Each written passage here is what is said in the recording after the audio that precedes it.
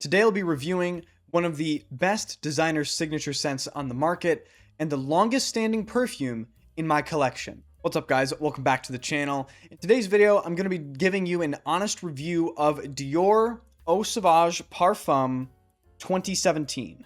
This is specifically the 2017 version. This is the fragrance that I have owned the longest. This has survived every single scrutiny, every cull, every sell-off I've ever had regarding my collection. And you can see, based on the dent here, I really do enjoy this fragrance quite a bit. Now, I've worn this fragrance in pretty much every season and situation imaginable. Somehow, like I said, this fragrance has survived in my collection for over 2 years, and I've never really once considered getting rid of it. When I got this fragrance over 2 years ago, it was kind of my first aha moment, if you will, or like my first introduction to something different within perfume. Back then, I was into stuff like Bleu de Chanel. I was into stuff like Dolce & Gabbana Light Blue. And this really introduced me into a completely different world that I didn't know existed within fragrances. Starting this review off with the presentation, this bottle design is absolutely iconic for the entire Eau Sauvage line. This bottle design dates back to, I believe, 1966, with this sort of black sash around it, with this knurling, the diagonal ribbing on the bottle. It's heavy, it's really well sized for the hand. The ergonomics are very well thought through. The cap is magnetic, and it's very strong. You can hold the bottle by the cap. And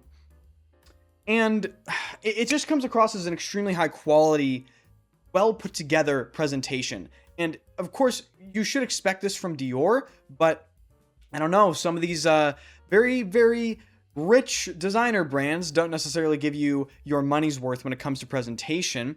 The atomizer itself is extremely nice and strong and sturdy. I'll just do a couple sprays here. So it's kind of a combination of this nice pressurized action with a nice wide dispersion. Dior atomizers are kind of famous at this point for being fantastic on a lot of their fragrances. The texture on the cap is fantastic. As far as I can tell, it is a knurled piece of metal with a plastic insert. And you can see there is a little anti-counterfeiting method there with the Dior CD logo in the interior of the cap itself. The black sash around the middle of the bottle, with the plaque inside of it. The plaque, I'm not sure if you can tell, is this brushed satin finished metal. Very nice. And the text is embossed and raised above that metal as well. You can actually feel it. Overall, I would give presentation really high marks for this. It feels very well put together. It feels very unique compared to a lot of presentations you'll find on the designer market nowadays. You know, a lot of companies would just give you a nice little squared bottle with maybe a magnetic cap, and that's pretty much it. I think Dior goes the extra mile here to maintain the iconic presence that is Eau Sauvage. Of course, originally released in 1966 as the Eau de Toilette concentration. All right, now it's time to talk about the scent profile, how this wears, and just the overall vibe and how Eau Sauvage Parfum is. I took a cue from Daniel at the channel Seldomly Often for this review, and I wore this as my scent of the day before I will film this review. And I think that's really important because it helps you fill out all of your thoughts, all of your ideas. Of course, I've worn this extensively before, as you can see from the dent, but right off the bat, when you spray Eau Sauvage, you're going to get these familiar, effervescent, zingy, fresh, uplifting citruses, but they feel a little bit different. They feel oily. They feel more textured. They feel viscous and thick.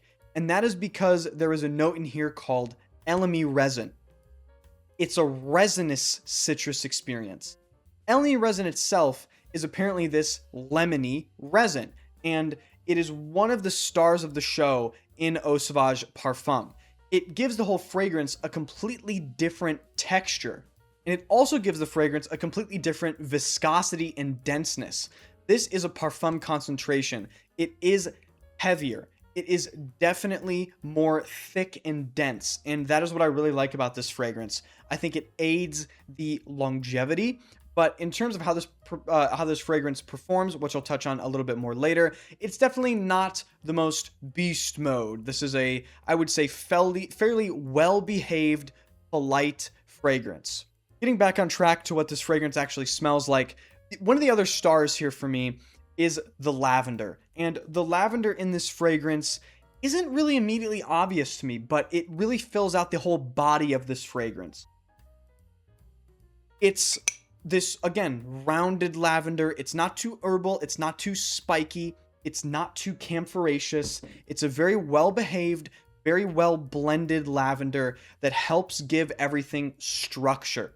Now, the other big note to my nose in this fragrance is vetiver. It helps just give that sort of classic masculine leaning edge to this. In the dry down, it comes off as slightly woody and slightly grassy to my nose. Overall, this fragrance comes across as extremely well put together, yet versatile. All of the notes that I've mentioned, I really have to emphasize. It feels as though the elemi resin is the real star of the show. It takes the lavender, it takes the vetiver, it takes the citruses, and I want you to imagine all of those notes getting coated in this thick, viscous, lemony, resinous feel. That is how this fragrance wears. If I had to give you a visual picture, have you ever spilled any sort of viscous, thick liquid on a surface and you took your finger and you sort of wiped your finger through it? That is the texture and the viscosity and the feel this fragrance really gives me. Touching again on some performance parameters here. Obviously, performance is very difficult to measure because it's incredibly subjective, and there are really no hard things to use to measure the performance of a fragrance. However, I'm confident in saying this is a very long-lasting fragrance. It will last you throughout the day. I would say between 6 and 9 hours, depending on how much you spray. However, it's not the biggest pusher off of the skin. It's not going to be a fragrance that a lot of people would consider to be too heavily projecting. I think it's pretty well behaved. I think it's pretty polite. And the overall vibe this gives off is mature, well put together, and you just kind of smell like you know what you're doing. And I think that these types of classic scent profiles really lend itself very well to that sort of aura, if you will. Touching on some practicalities or use case scenarios, I would say this is a 4-season wear. I would say this is signature scent worthy material. I think it's fresh enough to be worn in summer.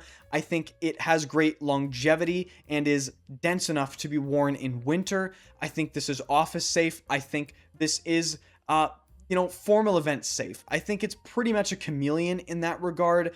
This is one of those fragrances where it does fulfill the signature scent category. You can wear this. This will be your scent for, your life, which is a really cool concept. People will recognize this smell on you. And I think it ticks all the boxes when it comes to that.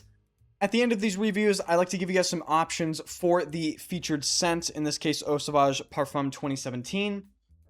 For the options I featured in this video, I went really heavily into the classic masculine side of things. And the first option I'm going to suggest to you guys is Roja Scandal Parfum pour Homme. This is a beautiful fougere fragrance. It's clean, it's green, it's supremely elegant and airy. It comes off as like the richest smelling dad scent ever. Got an amazing lavender note, beautiful, crisp, bright, elevated citruses. No jagged edges. Everything is so smooth and well blended in this Roja. It's so amazing. So that's Roja Scandal Parfum pour Homme.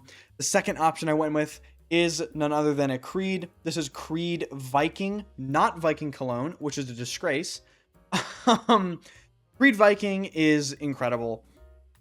This is definitely on the classic side of things. This gets compared to Old Spice quite a bit, but it's modern in its own sort of Creed way. So it has this amazing, uplifting, herbal peppermint note. It's very sharp. It's very true to that peppermint smell. It also has this incredible spicy quality. It's herbaceous.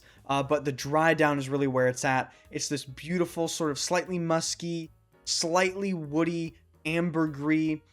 It's got this salty element about it. It's just, this is when Creed was really at their best, and unfortunately, you know, nowadays Creed is kind of gone by the wayside. There will definitely be a Viking review on the channel eventually. There will probably be a review for all the fragrances mentioned in this video. And the last and probably the most unique thing I'll feature as an option for Eau Sauvage is this. This is Maitre Parfumeur at Gantier, Parfum de Habit. This fragrance has been around for a very, very long time. Oh, wow. This again leans into that. I would consider this to be very classic masculine, very classic scent profile in general. What you get with this fragrance is essentially blackcurrant, sandalwood, and patchouli with this beautiful smooth leather note. The blackcurrant gives a little slight hint of that fruity, blackcurranty pissiness that don't let it put you off though, because the other notes are way more prominent. The sandalwood is smooth. The patchouli is slightly green and slightly earthy. And then you get this suede note that just is sort of this bed of this smooth smelling, soft leather. Supremely elegant fragrance. I absolutely love wearing Parfum de Habit, and I think it perfectly fits this sort of category. So that has been my review of Dior Eau Sauvage 2017. Hopefully Dior does not butcher this fragrance or discontinue it. I know recently their releases have been extremely controversial. Their discontinuations have been extremely controversial. Shockingly almost, this fragrance, as far as I'm aware, as of recording this video, has remained completely unscathed. And I think that is wonderful. And if you've never tried this fragrance, you really, really should. There's a reason why this fragrance has stayed in my collection for so long, and I don't see it leaving anytime soon. If you enjoy these reviews, be sure to hit the like button, hit the sub button, and let me know what you want to see a review of next in the comment section. Thank you so much for watching, and I will see you guys in the next video.